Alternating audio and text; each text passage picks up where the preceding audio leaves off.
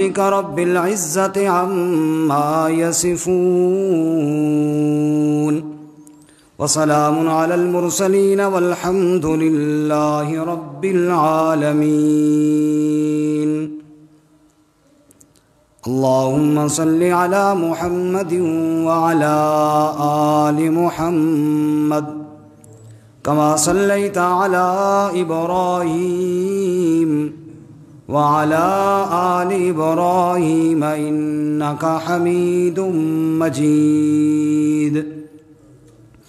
اللهم بارك على محمد وعلى آل محمد كما باركت على إبراهيم وعلى آل إبراهيم إنك حميد مجيد.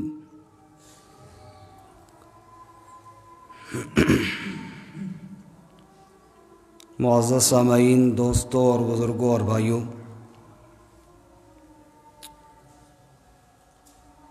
اللہ رب العزت کا بہت بڑا فضل و احسان ہے کہ اس اللہ تعالیٰ نے ہمیں سچے دین اسلام کی تصدیق کرنے اور اس کی اتباع کرنے کی توفیق عطا فرمائی. آمین. اور دین اسلام ایک مکمل ضابطۂ حیات کا نام ہے. زندگی کا کوئی لمحہ اور کوئی موڑ ایسا نہیں کہ اس موڑ اور اس وقت کے متعلق اسلام اپنے ماننے والوں کی رہنمائی نہ کرتا ہو.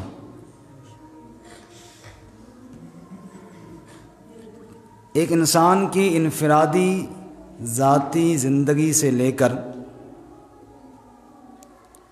اس کی خاندانی زندگی، عائلی زندگی، اس کی قومی زندگی، حتیٰ کہ بین الاقوامی زندگی تک کے سارے ضابطے اور سارے اصول اور ہر ایک مقام پر رہنمائی جو مذہب دیتا ہے اس کا نام ہے دین اسلام. اسلام کے بے شمار رہنما اصول مختلف موقعوں پہ بیان کیے ہیں، جو بیان ہوتے بھی رہتے ہیں. آج کی جو ہماری گفتگو ہے یہ بھی اسلام کا ایک رہنما اصول ہے جس کو مشورہ ہم کہتے ہیں. مشورہ سے متعلق ہے. اللہ قرآن و سنت کے مطابق صحیح بیان کی توفیق عطا فرمائے اور پھر ہم سب کو اس پر عمل کرنے کی توفیق عطا فرمائے. مشورہ کہتے ہیں کوئی معاملہ بندہ کرنے لگے اپنے جاننے والوں سے، اپنے رشتہ داروں سے، اپنے تعلق والوں سے اس معاملے کا اظہار کر دیا جائے، ان کی رائے لے لی جائے کہ وہ ان کی رائے اس کے بارے میں کیا ہے، جو تقریباً کئی موقعوں پہ ہم کرتے ہیں، کئی موقعوں پہ ہم نہیں بھی کرتے. لیکن اسلام نے مشورے سے متعلق ایک مکمل ضابطہ بیان کیا ہے. میں مختصر آپ کے سامنے کوشش کرتا ہوں کہ وہ بیان ہو جائے. سب سے پہلا مسئلہ بنیادی طور پہ تو یہ ذہن میں رہے کہ جس بارے میں اور جس کام کے بارے میں اللہ اور اس کے رسول صلی اللہ علیہ وسلم کی واضح رہنمائی اور حکم موجود ہو اس کے بارے میں مشورہ کرنے کی اجازت نہیں. مثال کے طور پہ نماز کا حکم اللہ اور اس کے رسول نے دیا ہے، واضح طور پہ پتہ ہے ہمیں کہ فرض ہے. اب نماز کا ٹائم ہو تو چار بندے بیٹھ جائیں مشورہ کریں جی پڑھنی چاہیے یا نہیں، یہ مشورہ کرنے کی اجازت نہیں. اللہ کا جو حکم ہے تو پھر اس میں کسی انسان کی رائے لینے کی ضرورت نہیں. اس ایک مثال سے آپ یہ بھی اندازہ کریں کہ جو احکامات اللہ تعالیٰ کے ہیں ان میں کسی سے رائے لینا باجی اکثریت کہے گی تو ہم کریں گے، شرعی طور پہ یہ بھی درست ہے۔ مثال کے طور پہ زکوٰۃ ہے، اس کا حکم کس نے دیا ہے؟ اللہ۔ واضح طور پہ حکم دیا ہے، ارکان اسلام میں سے ایک رکن ہے۔ اب جناب ہم مشورہ کریں جی زکوٰۃ کا نظام ہونا چاہیے یا نہیں ہونا چاہیے، یہ بات درست نہیں ہے۔ بھائی جو حکم اللہ نے دیا ہے وہ تو ہونا ہی چاہیے، اس میں مشورہ کرنے کی، کسی کی رائے لینے کی نہ ضرورت ہے اور نہ شرعاً اجازت ہے۔ بات سمجھ میں آ رہی ہے سب کو؟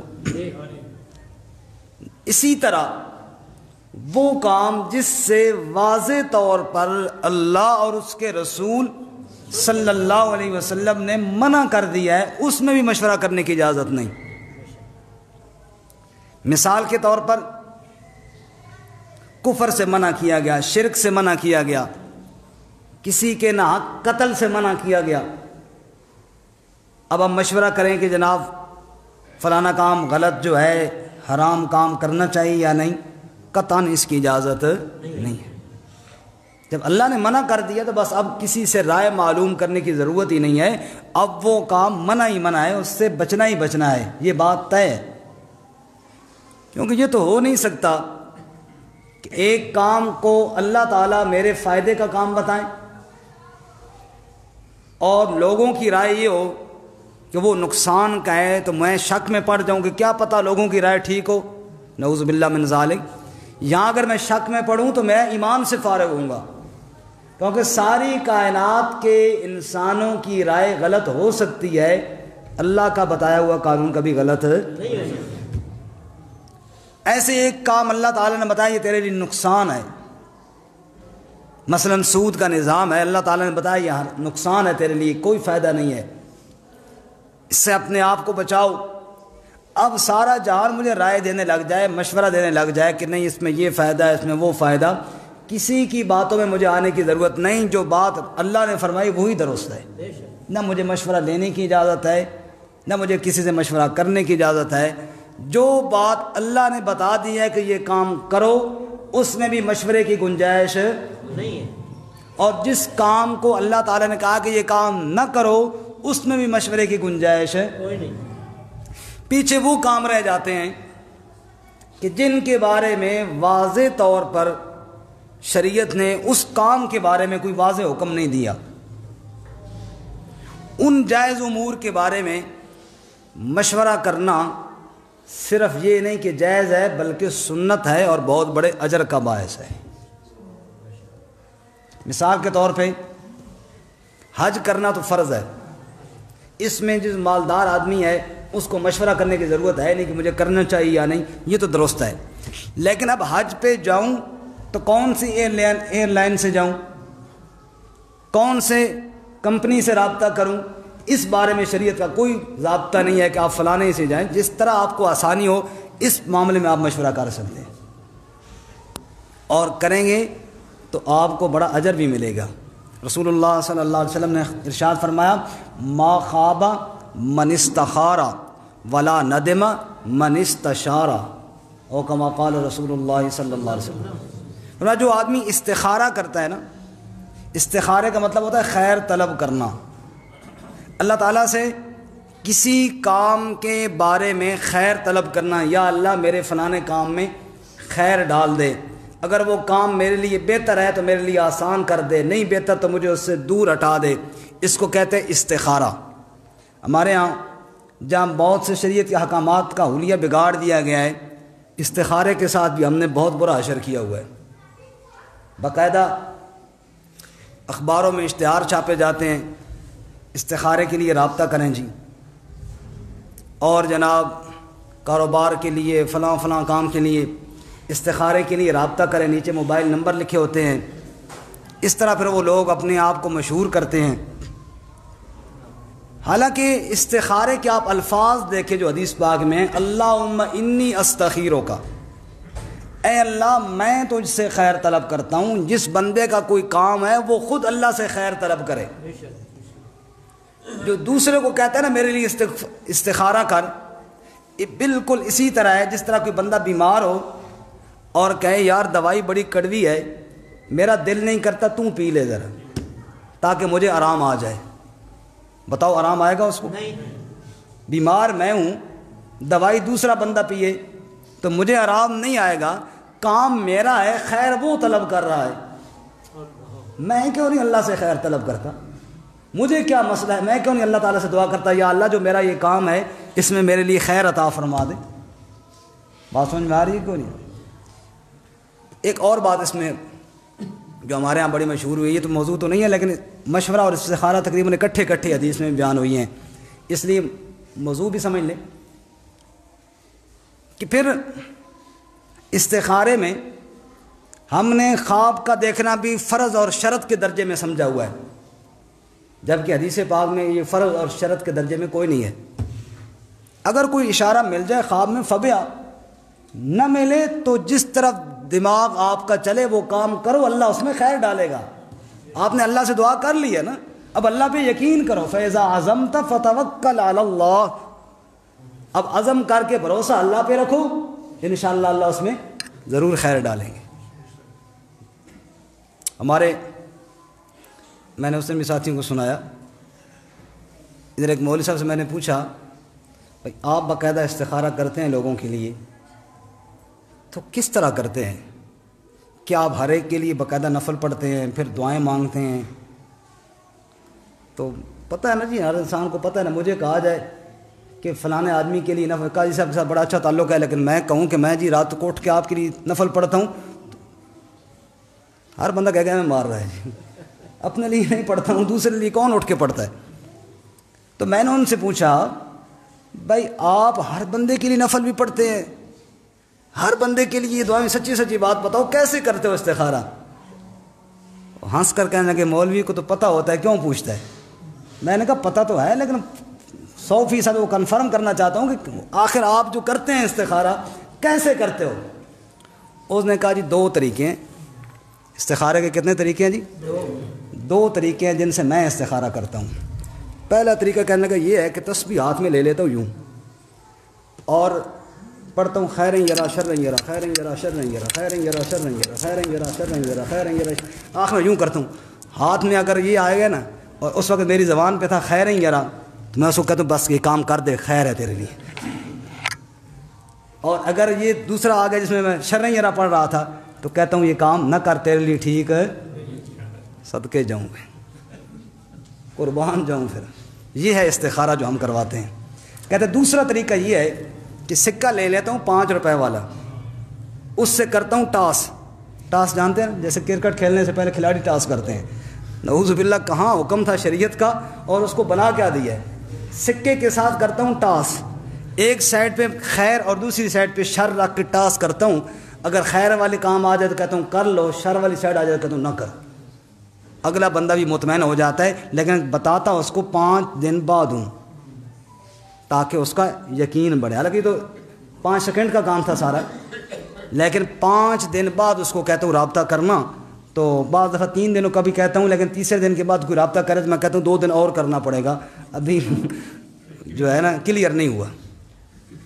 تو میرے بھائیو شریعت کا مزاج سمجھو, رسم و رواج سے نکلو. اللہ تعالیٰ نے حکم کیا دیا ہے, اللہ کے رسول صلی اللہ علیہ وسلم نے کیا حکم دیا ہے کہ کام میں اللہ سے خیر طلب کرو, استخارہ کرو. اور ہم نے اس کو جناب ٹاس کی حد تک چھوڑ دیے اور اس کو کاروبار بنا لیے, نعوذ باللہ من ذالک.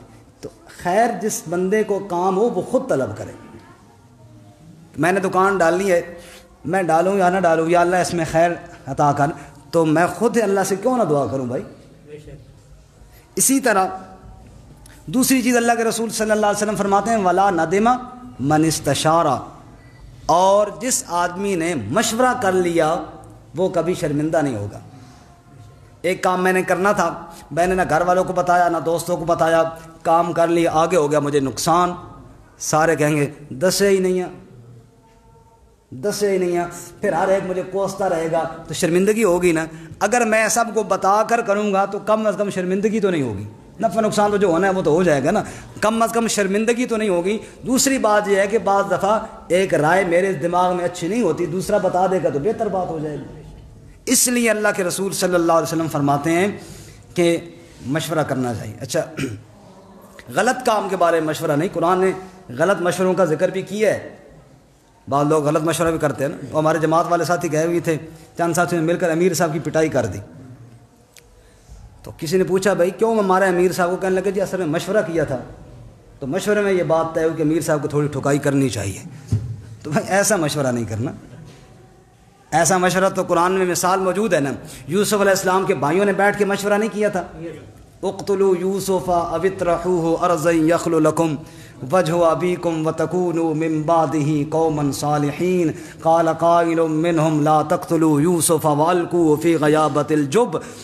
کوئی کہنے لگے قتل کرو, کوئی کہنے لگے جنگل بیابان میں چھوڑو, ایک نے کہا کنویں میں ڈالو. یہی تو مشورہ ہوتا ہے نا. ایک بندہ کوئی رائے دیتا ہے, کوئی رائے دیتا ہے, کوئی رائے دیتا ہے, پھر کنویں والی رائے پہ اتفاق ہو گیا. یہ غلط مشورہ ہے. قرآن نے اس کی مذمت بیان کی ہے. مشورہ خیر کے کاموں میں کرو. کسی کو دکھ پہنچانے کے لیے, کسی کو مارنے کے لیے, کسی کا نقصان کرنے کے لیے مشورہ, قرآن نے اس کی مذمت بیان کی ہے. یہ نہیں ہونا چاہیے. اسی طرح صالح علیہ السلام کی قوم کے 9 گنڈوں نے مشورہ کیا. قرآن نے اس کا بھی بیان کیا. وَقَانَ فِي الْمَدِينَةِ تِسْعَةُ رَهْطٍ يُفْسِدُونَ فِي الْأَرْضِ وَلَا يُصْلِحُونَ قَالُوا تَقَاسَمُوا بِاللَّهِ لَنُبَيِّتَنَّهُ وَأَهْلَهُ ثُمَّ لَنَقُولَنَّ لِوَلِيِّهِ مَا شَهِدْنَا مَهْلِكَ أَهْلِهِ وَإِنَّا لَصَادِقُونَ. آپس میں مشورہ کر رہے ہیں, یار صالح سے جان کیسے چھڑائیں, رات کے ٹائم نہ جا کے اس کے گھر میں گھس کے مار ڈالیں, صبح ہم کہیں گے ہمیں تو پتہ ہی کوئی نہیں ہے, نیک بن جائیں گے. یہ انہوں نے مشورہ کیا صالح علیہ السلام کے خلاف. قرآن نے اس کا بھی ذکر کیا اور منع کیا کہ ایسے مشوروں سے اپنے آپ کو بچاؤ. فرعون کے دربار میں حضرت موسیٰ علیہ السلام کے قتل کا مشورہ ہوا. وقال فرعون ذرونی اقتل موسیٰ ولیدعو ربہ انی اخاف ان یبدل دینکم او ان یظہر فی الارض الفساد. مجھے ڈر ہے کہیں کوئی تمہارا مذہب نہ تبدیل کر دے موسیٰ, اس لیے اس کو قتل کر دینا چاہیے. اللہ نے کہا ایسے غلط مشوروں سے اپنے آپ کو بچاؤ, جہاں کسی کے قتل کا, کسی کے نقصان کا مشورہ ہو. اسی طرح ابراہیم علیہ السلام کی قوم نے بھی ابراہیم علیہ السلام کے خلاف مشورہ کیا. قالوا حرقوه وانصروا آلہتکم ان کنتم فاعلین. یار ایندھن اکٹھا کرتے ہیں, لکڑیاں جمع کرتے ہیں اور آگ جلاتے ہیں, پھر ابراہیم کو آگ میں ڈالتے ہیں. اس طرح ہم اپنے الہوں کی مدد کرنے میں کامیاب ہو جائیں گے. مشورہ کر رہے ہیں, وہ بھی غلط مشورہ کر رہے ہیں جہاں کسی کے نقصان کا. اور ہمارے نبی صلی اللہ علیہ وسلم کے بارے میں مشورہ ہوا سورہ انفال میں. وَإِذْ يَمْكُرُ بِكَ الَّذِينَ كَفَرُوا لِيُثْبِتُوكَ أَوْ يَقْتُلُوكَ أَوْ يُخْرِجُوكَ وَيَمْكُرُونَ وَيَمْكُرُ اللَّهُ. مکے والے اکٹھے ہوئے ابو جہل کے گھر میں اور مشورہ کر رہے ہیں محمد صلی اللہ علیہ وسلم کو شہید کر دیا جائے, جلا وطن کر دیا جائے, یا آپ صلی اللہ علیہ وسلم کو ہمیشہ کے لیے قید کر دیا جائے. غلط مشورے بھی ہوئے. اور یہ جتنے مشورے میں نے آپ کے سامنے قرآن سے مثالیں دے کر عرض کیے سارے غلط تھے, اور ہر مشورے میں کسی نہ کسی کو نقصان دینے کا مشورہ تھا. مثلا یوسف علیہ السلام کے بھائیوں نے یا یوسف کو قتل کرنا ہے یا جلا وطن کرنا ہے. نقصان ہے کہ نہیں ہے؟ نقصان ہے. بولے جی سارے بولے, ہے نا نقصان. اسی طرح صالح علیہ السلام کی قوم نے مشورہ کیا رات کے ٹائم قتل کرنے کا, جانی نقصان دینے کا پروگرام کر رہے ہیں, مشورہ کر رہے ہیں. موسیٰ علیہ السلام کے قتل کا مشورہ کیا فرعون نے, نقصان کا مشورہ ہے. اسی طرح جناب ابراہیم علیہ السلام کو جلانے کا مشورہ کیا, غلط مشورہ ہے. رسول اللہ صلی اللہ علیہ وسلم کو شہید کرنے کا مشورہ کیا اور پھر اس پر انہوں نے عمل بھی کیا. ہجرت والی رات اکٹھے بھی ہوئے, وہ تو اللہ نے بچا لیا. تو جتنے بھی غلط کام ہیں ان پہ اگر کوئی مشورہ کرے گا, کسی غلط مشورے میں شریک ہوگا, 4 بندے بیٹھے ہیں, یار آؤ مشورہ کرتے ہیں کہ آج فلانے آدمی کی چوری کرنی ہے مثال کے طور پہ. اب بتاؤ جس کی چوری ہوگی اس کا نقصان ہوگا یا نہیں ہوگا؟ اس ایسے مشورے میں ایک ذرہ بھر بھی جو شریک ہو جائے وہ سمجھ لے کہ میرا شمار کون سے گروہ کے ساتھ ہو رہا ہے. وہی گروہ ہے جو غلط مشورہ کرنے والے, جن کی مثالیں اللہ نے قرآن میں دی ہیں. میرا شمار اس گروہ میں ہو رہا ہے. اور اچھا مشورہ کرنے والا کوئی کہے آؤ یار یہ مشورہ کرتے ہیں کہ دین کی دعوت کیسے عام ہو جائے, آؤ یار ہمارے محلے میں لوگ نماز نہیں پڑھتے, مشورہ کریں کہ ان کو کس طرح مسجد میں لایا جائے. چلو یار غریب ہمارے محلے میں کتنے ہیں, ان کے ساتھ کوئی تعاون کر دیا جائے, آپس میں ہم کچھ ایسا ترتیب بنا لیں, کوئی ایسا نظام بنا لیں.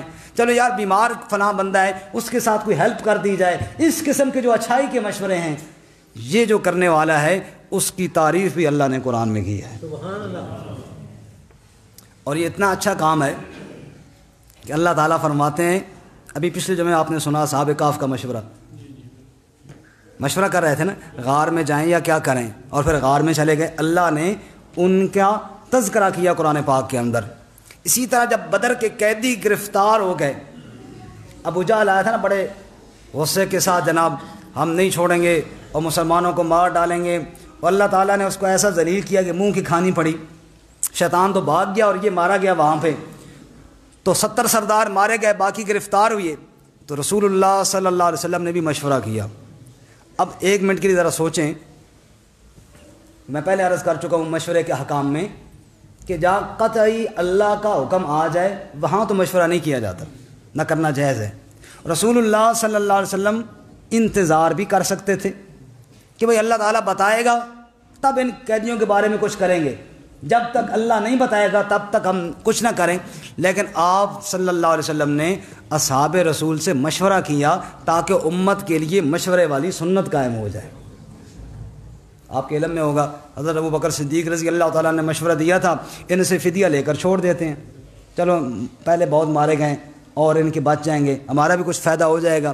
حضرت عمر رضی اللہ تعالیٰ نے مشورہ دیا جی جو اپنے ہیں ان کو اپنوں کے حوالے کرو تاکہ ان کا سر قلم کر دیں، یہ رشتے سارے ختم ہو جائیں، صرف اسلام والا رشتہ باقی رہ جائے۔ آپ صلی اللہ علیہ وسلم نے حضرت ابو بکر رضی اللہ تعالیٰ کے مشورے پر عمل کیا، لیکن مشورہ تو ہوا نا، آپ صلی اللہ علیہ وسلم نے مشورہ کیا اور مشورے پر عمل بھی فرمایا۔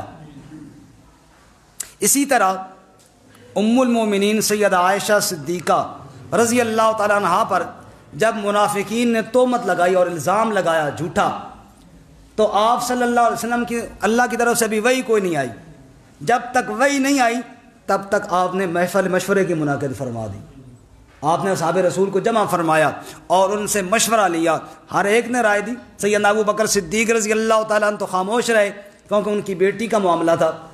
حضرت عمر رضی اللہ تعالیٰ عنہ نے پوچھا یا رسول اللہ یہ بتائیے کہ عائشہ سے جو آپ نے نکاح کیا اپنی مرضی سے کیا یا اللہ کی مرضی سے کیا؟ آپ نے فرمایا وہ تو اللہ کی مرضی سے کیا۔ کہ یا رسول اللہ پھر منافقین کو میرے حوالے کرو کہ مجھے اپنی اولاد کے لیے اچھا رشتہ مل جاتا ہے، اللہ کو اپنے نبی کے لیے اچھا رشتہ کوئی نہیں ملا تھا؟ سبحانک ھذا بہتان عظیم۔ اسی طرح حضرت علی رضی اللہ تعالیٰ عنہ نے مشورہ دیا، فرمایا یا رسول اللہ ایسی کوئی بات تو ہے نہیں جیسے منافقین کہتے ہیں، نہ ہمارا دل مانتا ہے، لیکن اگر عائشہ کو بنیاد بنا کر آپ پہ تان کر رہے ہیں تو آپ کو بیویوں کی کمی تو کوئی نہیں، آپ عائشہ کو طلاق دے کسی اور سے بھی کر سکتے ہیں۔ ہر ایک کی اپنی اپنی رائے تھی۔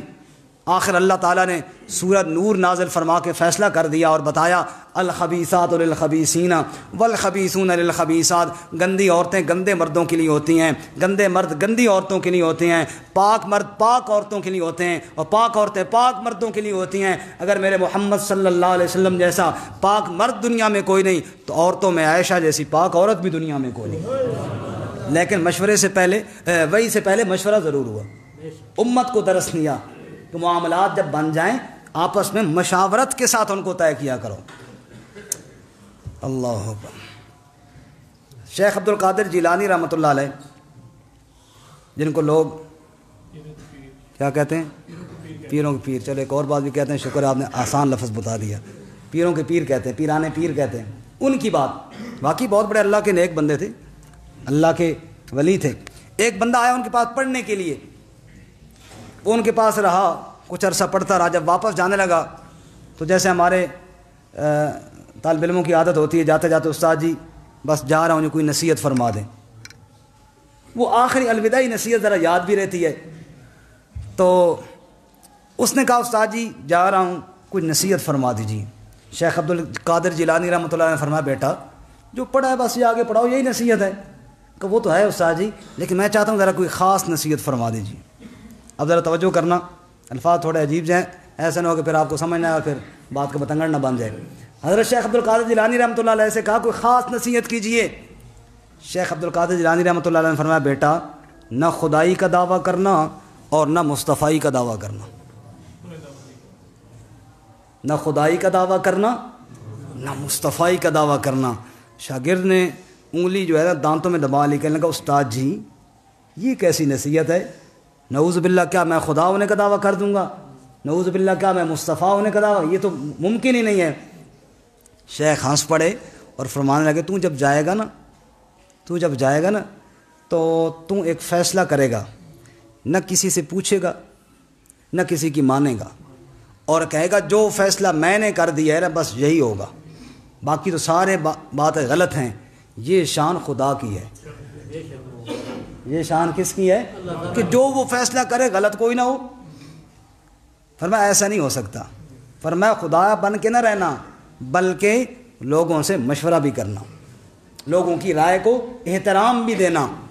اور دوسری بات بیٹا، مصطفی کا دعویٰ نہ کرنا کہ بعض دفعہ تیرے اندر کوئی عیب ہوگا، کوئی غلطی ہوگی، اور تجھے کوئی بندہ آ کے بتائے گا اخلاص کا، بھائی یہ جو تیری بات ہے نا یہ ٹھیک نہیں ہے، اس کی اصلاح کر لے، اور تو آگے سے آگ بگولا ہو جائے کہ میرے اندر تو غلطی ہی کوئی نہیں، تو کون ہوتا ہے مجھے بتانے والا؟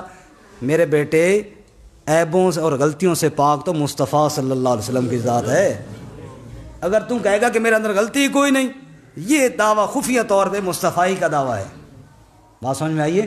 اس لیے نہ خدائی کا دعویٰ کرنا اور نہ مصطفی کا دعویٰ کرنا، بلکہ فیصلہ کرتے ہوئے دوسروں کا دھیان بھی کرنا، اور اپنی غلطی پر اگر کوئی تنبیہ کرے تو کھلے دل سے اپنی غلطی کو مان کر اصلاح بھی کر لینا۔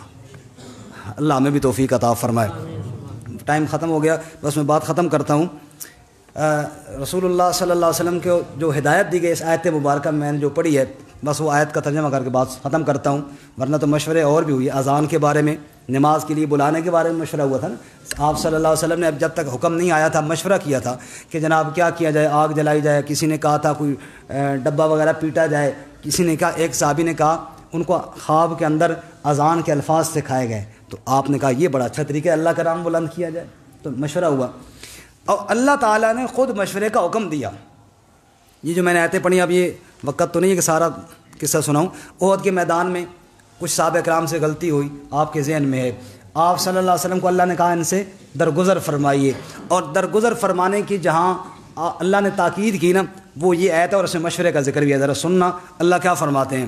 فرمایا فَبِمَا رَحْمَةٍ مِّنَ اللَّهِ لِنتَ لَهُمْ، اے میرے محبوب صلی اللہ، فَبِمَا رَحْمَةٍ مِّنَ اللَّهِ لِنتَ لَهُمْ، یہ تو اللہ کی رحمت ہے کہ آپ نرم ہو گئے ان کے لیے۔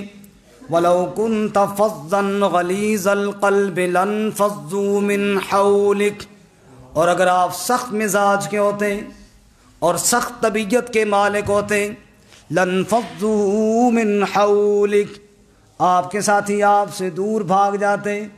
لوگ اس بندے سے دور ہو جاتے ہیں جو طبیعت میں سختی رکھتا ہو اور نرمی جس کے اخلاق میں نہ ہو۔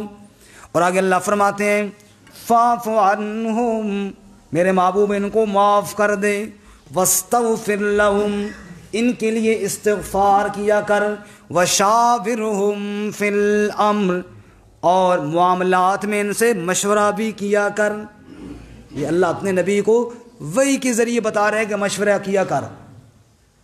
ہمیں تو کوئی رہنمائی نہیں ہے، اس لیے ہمیں مشورہ کرنا چاہیے، استخارہ اللہ سے خیر طلب کریں، اور اپنے دوستوں کے ساتھ کیا کریں جی، مشورہ کریں۔ فرمایا وَشَاوِرْهُمْ فِي الْأَمْرِ، مشورہ کریں اپنے معاملات میں۔ فَإِذَا عَزَمْتَ فَتَوَكَّلْ عَلَى اللَّهِ، جب ایک بات مشورے میں طے ہو جائے پھر بھروسہ اللہ کی ذات پر کیا کریں۔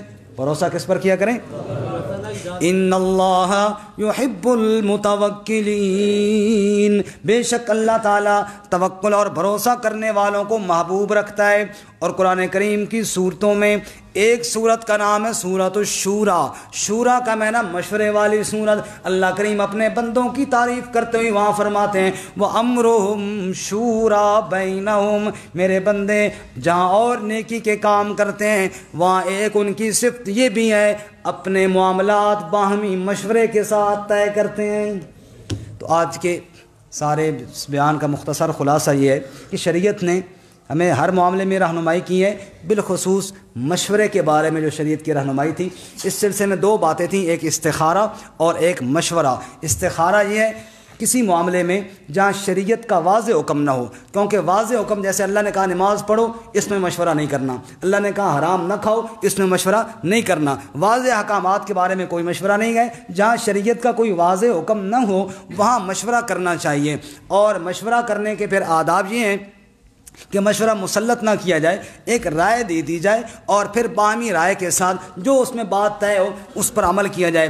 کسی غلط کام کے بارے میں، کسی کو ایذا اور تکلیف پہنچانے کے بارے میں مشورہ حرام ہے۔ میں نے چند مثالیں آپ کے سامنے عرض کی تھیں۔ اور اچھے کاموں کے بارے میں مشورہ وہ بہت بہتر ہے اور بہت محبوب ہے، بہت اجر کا باعث ہے۔ اور اس سے پہلے اللہ سے استخارہ اور خیر بھی طلب کر لینی چاہیے۔ رب سے بندہ خیر کرے، خیر طلب کرے، آپس میں بندہ مشورہ کرے، پھر جو کام کرے انشاءاللہ ضرور اس میں برکت آئے گی۔ اللہ ہمیں عمل کی توفیق عطا فرمائے۔ وآخر دعوانا ان الحمدللہ۔